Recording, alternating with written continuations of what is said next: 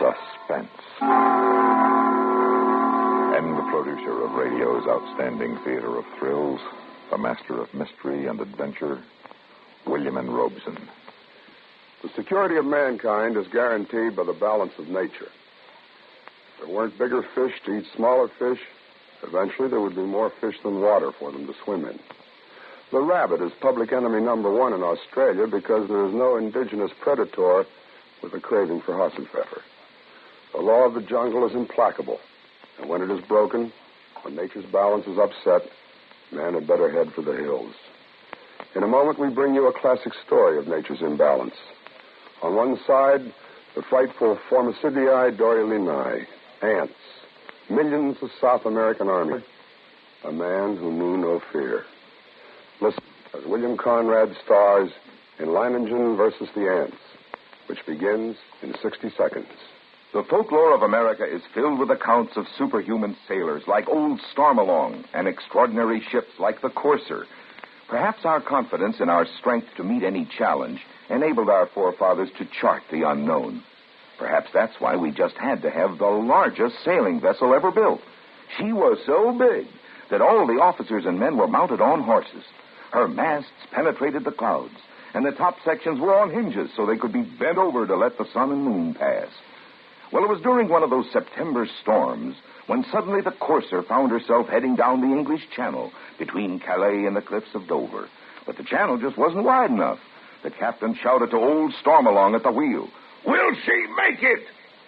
"May scrape a bit of paint off on our sides," said old Stormalong, "but she'll go through.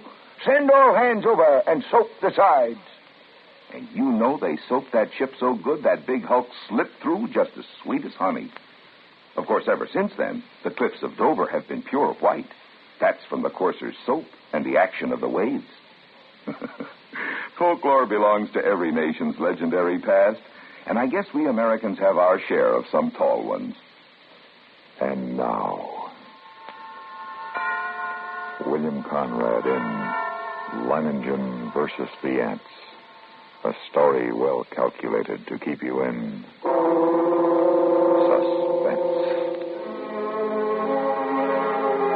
I first met Leiningen while performing my duty as commissioner of the Toto Santo district along the upper reaches of the Santisima River. As my boat neared his plantation landing, I saw him upon the river bank regarding me with mild interest. A great hulk of a man with bristling gray hair, bulky nose, and lucid eyes. His entire appearance somehow suggested an aging and shabby eagle. I came quickly to the point of my visit and issued my warning. Leiningen puffed placidly at a huge cigar and seemed unimpressed. It's decent of you paddling all this way just to give me the tip, Commissioner. But even a herd of crocodiles couldn't frighten me from my plantation. You don't understand. These aren't creatures you can fight. These are army ants. They're an elemental force, a gigantic catastrophe, an act of God. 10 miles long, 2 miles wide. Ants. Nothing but ants. And each one as big as your thumb. Why, they can strip a man's body to a skeleton in 6 minutes. Commissioner, in the 3 years I've been here, I've met and defeated more than one catastrophe. Flood, drought, plague. I'm not going to run from this one. I tell you, Leiningen, you don't know these ants. But he merely sat there, puffing at his cigar and regarding me with a grin. But I knew it was hopeless. As I boarded my launch and cast off, I felt a sudden resentment towards this obstinate madman. Yet with it was something else. I'd never met a man like this before. I stood on the bank Couldn't of the help river wondering watching the what commissioner's launch until it rounded a bend and was lost to sight. There was a strange look in his eyes as he stared back at me. Clearly, he thought me insane. Well, he would have not been the first to think so. But I knew my own powers. I was sure of myself. I had seen men defeated many times, and always for the same reason. That only strengthened the central argument of my life. That intelligence, directed aright, always makes man the master of his fate.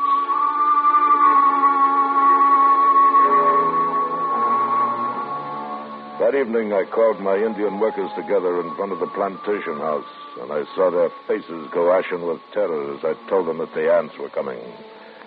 Then one of the men stepped forward. Blas, the foreman.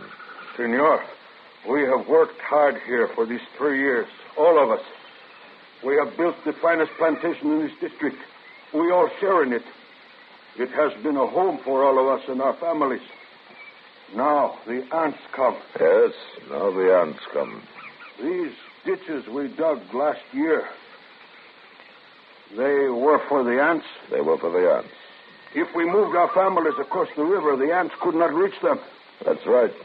Your families would be safe. And you? The ants are mighty. We know what they can do. But we think that you are mightier. We will stay and fight against the ants with you. I knew that the men would give me that answer. I counted on it. And suddenly I thought of the commissioner and wondered what he would say at such an unquestioning confidence. Would he still think I was insane? At least I knew he would not soon forget it. The day spent in warning all the plantations in my district. Sleep was out of the question for me all that night. I could think of only one thing, one man, Leiningen. One man who calmly evaluated his chances against a deadly menace, coolly decided he could win, and was willing to stake his life on it, to risk a horrible death for it. It was terrifying, and yet it was fascinating. And when dawn came, I knew that the fascination of that man was more than I could resist. That Leiningen's fight was drawing my mind, was drawing me back toward that plantation and death. And there was nothing I could do about it. I had to go back.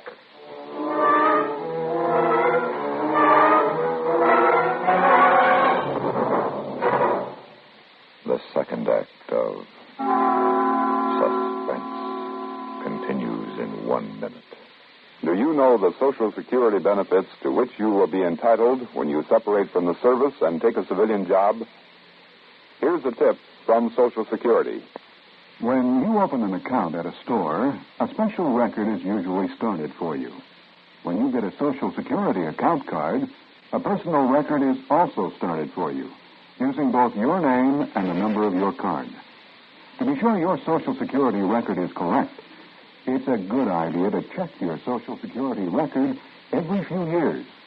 To get a statement of your earnings from the Social Security records, you can use postcard form 7004. This form is yours by writing to Social Security, Department 15, Hollywood 28, California. That's postcard form 7004. And now, we continue with Act 2 of Leiningen versus the Ants, starring William Conrad. A tale well calculated to keep you in suspense.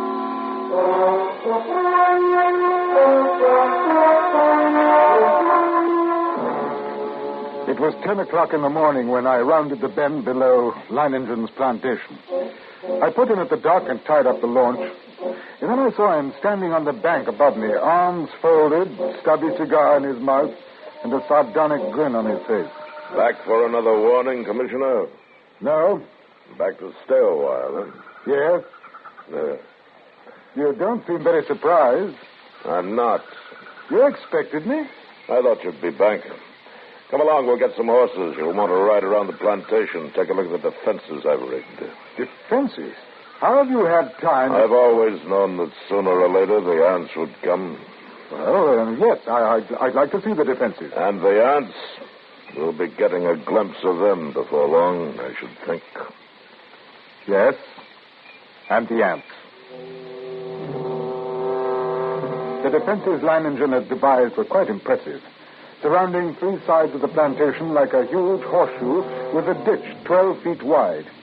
The end of this ditch ran into the river, which formed the 4th side of the plantation. And at the upriver entrance to the ditch, Leiningen had constructed a dam by which river water could be diverted. A large hand wheel controlled the floodgate of the dam. As we approached the ditch and rode along it, I could see that it was nearly full. How do you like my first line of defense, Commissioner? Well, it's reassuring, like a moat around a castle. Unless the ants know how to build rafts, they won't reach the plantation. But this is only the outer moat. There's a better one than this. Come along. We'll go up to the high ground where the buildings are. We can get a view from there. Leiningen. I didn't see any women or children around the plantation, or any animals. Yes, that's right. We moved them across the river. Now, then, even you think that there's danger? Not because of danger, Commissioner. Matter of efficiency. Efficiency? Cuts down on the efficiency of the men if they're worried about their families. Critical situations only become crises when oxen and women get excited. Here we are.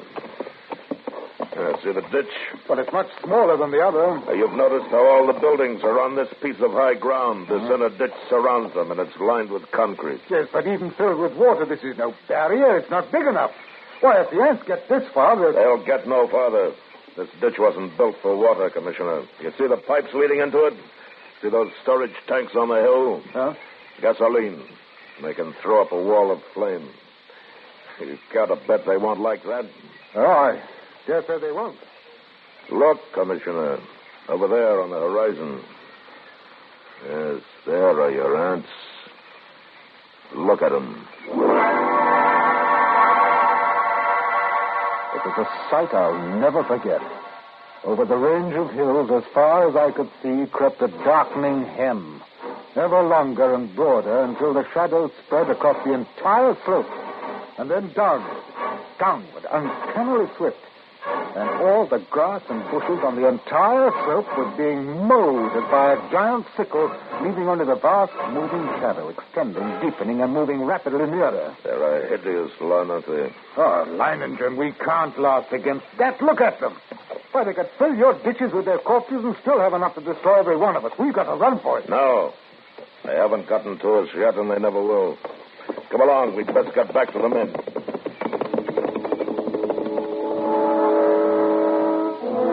The army was approaching in perfect formation.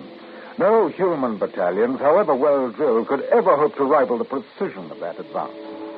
Along a front that moved forward as uniformly as a straight line, the ants grew nearer and nearer to the water ditch.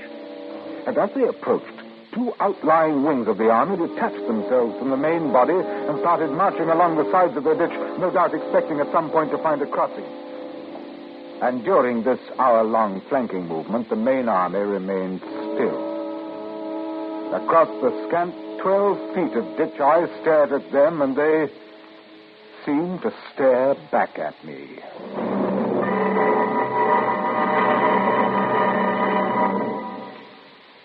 Act 3 of Suspense follows in 1 minute. This is Johnny Baker with Communism on the Spot. The communists often talk about the will of the people, but unfortunately their actions don't match their words. For example, in January 1918, the Bolsheviks broke up by force of arms the Constituent Assembly, the first and only parliament in Russian history freely elected by universal suffrage. The Bolsheviks dispersed this democratic body by military force because they feared the will of the people, which had given them only 25% of the vote, and their leading political opponent twice that number. The communists have never come to power in a free election anywhere, and they probably never will. Not the will of the people, but their own will to power is their main concern. And now, we continue with Act 3 of Leiningen versus the Ants, starring William Conrad. A tale well calculated to keep you in suspense. Around 4 in the afternoon, the ant scouts having found no crossing, there was a stirring among the main army, and then an immense flood of ants, about 100 yards in width, commenced pouring in a glimmering black cataract down the far slope of the ditch. Thousands drowned instantly, but the rest began using the bodies as bridges. Leiningen immediately swung into action. Teneo, get to the dam, open the floodgate wider, get the water in the ditch moving faster. Si, senor. Look at them drowned by the thousands. Yes, but they keep coming. All right, men. Busy with the shovels now. Dump some sand and clods on them. See how they like that. You with the petrol sprinklers. Start pumping. That's it. They don't like it, Commissioner. They don't like it a bit. Look at them. Yes, but how about the ones on the far side of the ditch? Whole clumps of them rolling into the water. The rest are using them for bridges. Yes. No, what's keeping Teneo? He should be at the dam by now. Senor, the ants are crossing the ditch on the count of earth. If you climb up on this side even now. Yes, I see them. I see them. Use your shovels on the men. Caught the crawlers. What's the matter? Senor, they crawl up on my shovel. They crawl in my eyes. Into the petrol, you idiots. Douse your paws in the petrol.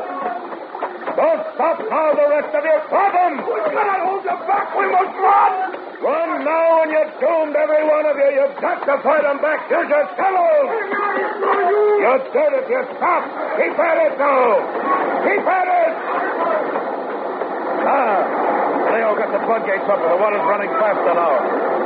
Yes.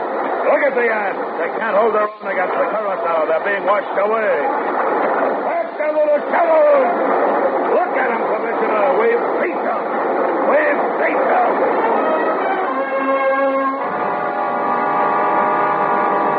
It was true. Leiningen had won at least the first round. The floodgates were left open to forestall any night crossing. I allowed myself to hope that the ants would go on, would pass us by. But when the dawn came, the dark blanket was still there, motionless across the ditch. And then we noticed a feverish activity on the other side of the plantation. Here, a grove of tamarind trees lined the far end of the ditch, and every tree swarmed with the crawling insects. But instead of eating the leaves, they were merely gnawing through the stems so that a thick green shower fell steadily to the ground. Well, it looks as if it's feeding time for our friends, huh? Boss. Senor. Have all the petrol pumps brought here and get everyone over here except the lookouts on the other side and then pass out the shovels. Si, senor. Are you going to deprive them of a meal? Meal? Aren't they cutting down the leaves for food? Wish they were. What do you mean? I said if they wanted to get across, they'd have to have rafts. And that's just what they've got. Those leaves are the rafts. Even as he spoke, the leaves went tumbling down the far bank by the thousands. The current drew them away from the bank, and each leaf carried several ants. Don't worry. As long as you keep spraying them and shoveling dirt on their rafts, they can't land But, now. senor, there will be too many. It's true, look. More leaves in the ditch all the time. Why, they'll have a solid carpet to walk across in a minute. Not so fast, Commissioner. I've still got a trick up my sleeve for them. The water. The ditch is drying up. Yes, of course it's drying up. That's the plan. Those are the orders I sent to the dam. Are you mad? As soon as it's empty, what's to prevent the ants? Look, the water's way down. It's almost dry. They'll be able to come across the bottom. They'll not make it if the man at the dam carries out his orders. He should have opened the gates again by now. To flood the ants? Yes, right. What a chance to take if anything should happen. Here comes the water. Now we'll give the crawlers in the ditch a good ride out to the river. There. Look at him go.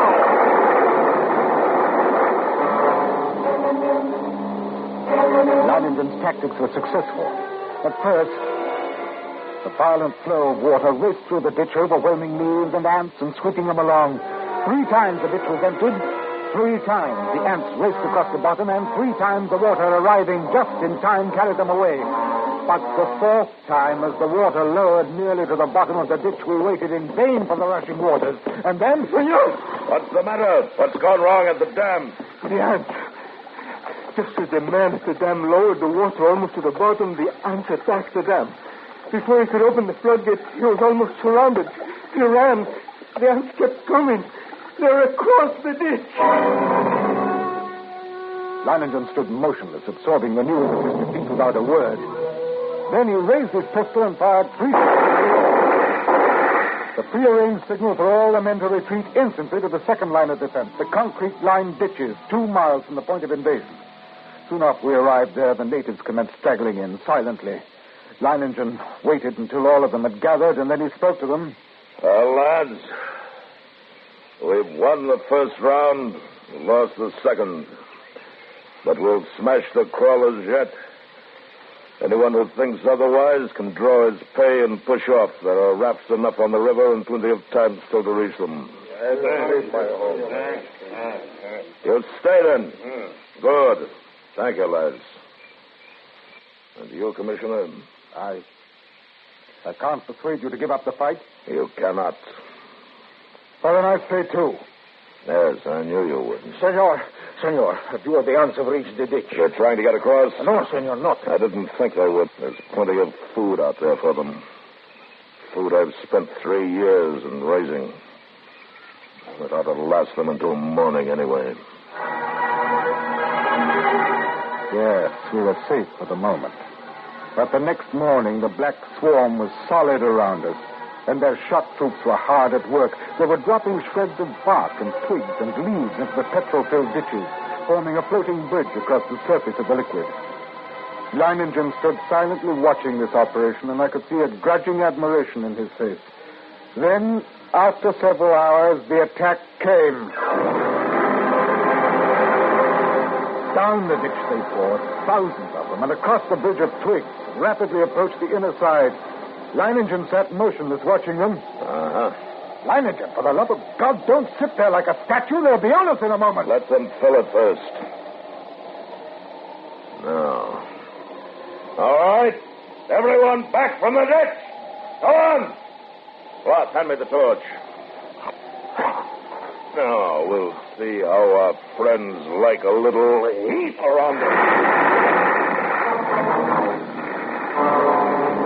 Flames from the ditch shot into the air, devouring the ants by the millions. It was some time before the petrol burned down to the bed of the ditch, but when it did, the devils came back for more. Again, Leiningen fired the ditch to destroy them, and still again they came on.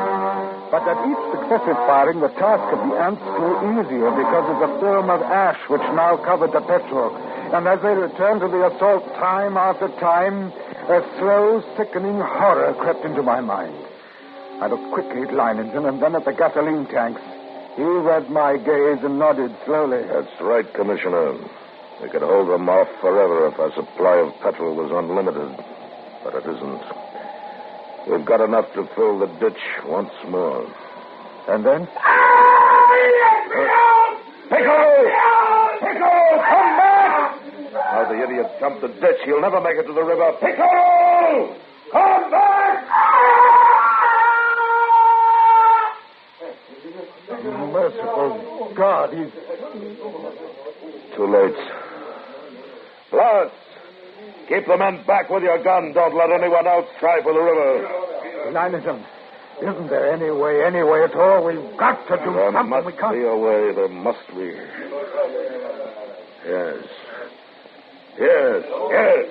What is it? We'll flood the whole plantation.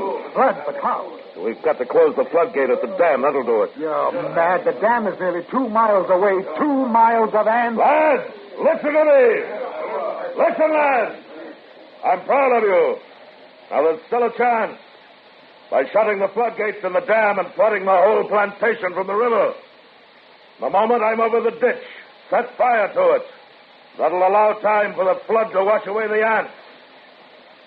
And then all you have to do is wait for me. Why, it's impossible. You can't get to the dam, let alone get back. That's where you're wrong, Commissioner. I'll get there, and I'll get back. Take care of things while I'm gone, I watched him as he calmly pulled on high leather boots, drew gauntlets over his hands, and stuffed the spaces between breeches and boots, gauntlets and arms, with petrol-soaked rags. He shielded his eyes with close-fitting mosquito goggles and plugged his nostrils and ears with cotton. Then the natives drenched his clothes with petrol. Leiningen was ready, and as he stood calmly surveying the course ready for the run, I realized that this was as it should be. I, Leiningen, would meet the ants and defeat them or be defeated by them. Leiningen versus the ants. I ran in long, equal strides with one thought, one sensation in my being. I must get through. I dodged all trees and shrubs except for the split seconds my soles touched the ground. The ants would have no opportunity to alight on me. And I ran on. I was halfway to the dam before I felt ants under my clothes and a few on my face. I struck at them mechanically, scarcely conscious of their bites. And the dawn drew toward me slowly. The distance drew less and less. Finally, only 100 yards away. And 50. And then I was there. I gripped the ant-covered wheel, but hardly had I seized it when a horde of ants flowed over my hands and arms. I strained, and slowly the wheel turned, and turned more. The floodgate was swinging slowly shut, and then it was shut. And the water was rising behind the breakwater, closer to the top and closer. And then it was spilling over. The flooding of the plantation had begun, and I let go of the wheel. For the first time, I realized that I was coated from head to foot with the fiends.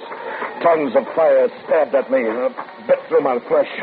And I almost fainted with the pain as I ran, knocking ants from my body, brushing them from my bloody face. And then one bit me just below the rim of my goggles, and I managed to tear it away. But the agony of the bite and its venom drilled into the eye nerves. And I saw now through circles of fire into a milky mist. I was almost blinded. But I knew that if I tripped and fell... I ran on, my heart pounding as if it would burst, blood roaring in my ears, a giant's fist battering my lungs. Then I could see dimly that wall of flame at the ditch, but it was too far away. I could not last half that distance. And I stumbled. Then I fell. I felt myself being swarmed over, devoured, and I tried to rise, a great weight, and then I remembered for 6 minutes, then nothing but bones. I couldn't let that happen to me. I couldn't die like that. To my feet. Drag myself forward toward the flame in the ditch. The ring of flame. Closer now. Only a little farther. 10 steps.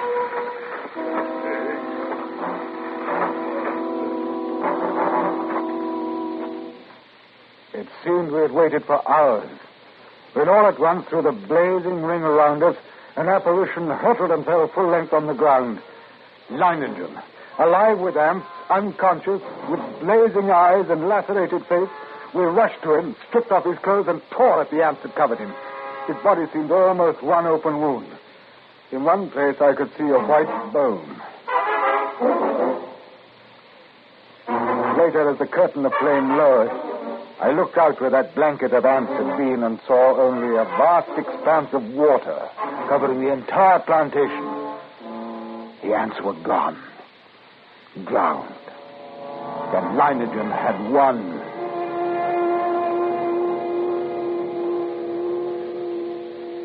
He lay on his bed, his body swathed from head to foot with bandages. But Leiningen was still alive. Commissioner, everything in order? They're gone. The ants are gone. I told you I'd come back. Even if I am a bit streamlined. And then this amazing man grinned, shut his eyes, and quietly fell asleep.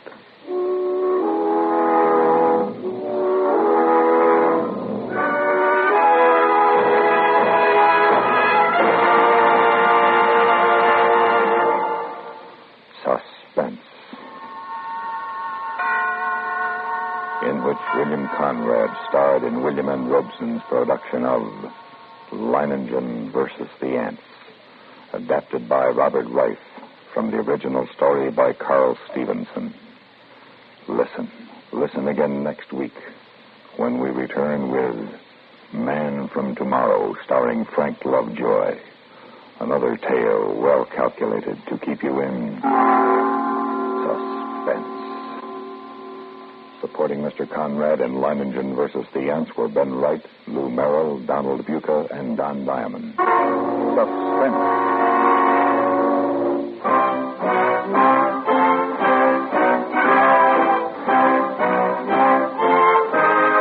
Suspense has been brought to you through the worldwide facilities of the United States Armed Forces Radio and Television Service.